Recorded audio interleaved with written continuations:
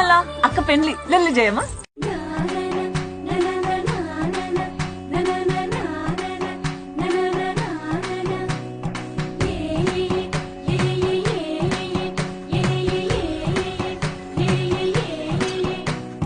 మేఘాల్లో సన్నాయి రాగం మోగింది, మేళాలు తాళాలు వినరండి, సిరికి శ్రీహరికి కళ్యాణం కానుంది, శ్రీరస్తు శుభమస్తు అనరండి.